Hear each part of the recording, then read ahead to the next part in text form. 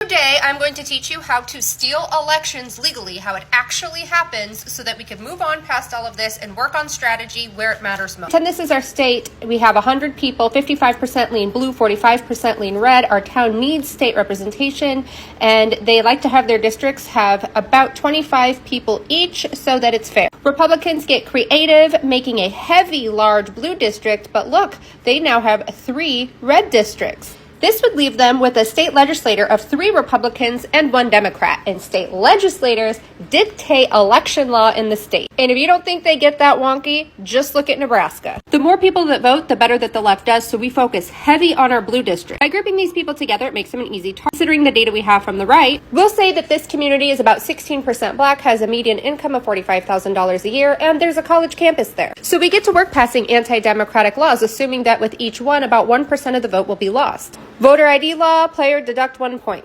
Restrict what forms of ID are acceptable. Remove campus polling location, that'll definitely take 1 student out. Reduce polling locations in District 1. Our representation is dirty. The next thing they're going to do is reduce the amount of days and hours of polling locations open. This one cost them a Republican vote, but that's okay because voter rule number 1 is the more people that vote, the better the left does. They can afford this. They will also pass legislation that makes the process for felons to vote more rigorous.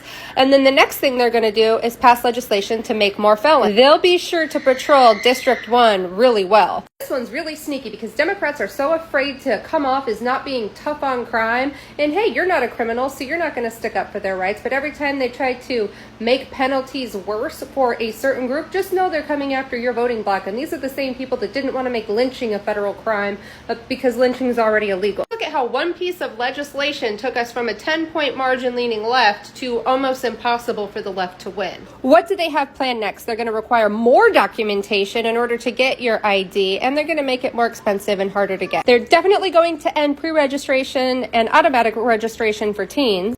They'll begin to automatically purge voter rolls simply because people didn't vote enough. They'll require voter registration be in person at specific government agencies, but then they're going to cut budgets to those places. Shorten the time period of a mail-in ballot acceptance. This won't cost them a Republican, but again, math is on their side. And boy, is this one important. They will allow laws that make it easy to access and challenge voter rolls.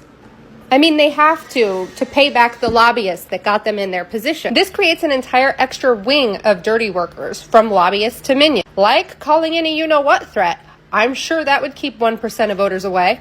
Lobbyists have been gifted the ability to challenge the voter rolls because, remember, they made it legal. But they could also challenge things like clerical errors, and they could retroactively enforce all of these laws that they paid to pass. As they're attacking this heavy blue district, they're going to use some propaganda here, right? Maybe appeal to young male voters to get one to go over to the other side. And down in these districts, they're going to continuously rally their base because they're loyal voters.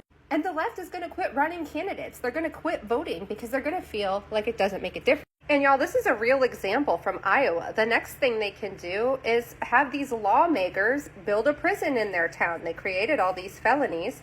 They could put 20 of the disenfranchised with 5 Republicans. Their representation will be even farther right-leaning despite having a liberal majority. And they've had 40 years to do it. But what happens next? Any blue person with enough brains and money, those that are graduating or seeking higher education, they end up moving to a blue state, which makes it more expensive, which means that some people in that state have to move to red S-hole. The problem is our electoral college system and census is so messed up that California basically can only go down in votes, where the red crap holes only go up.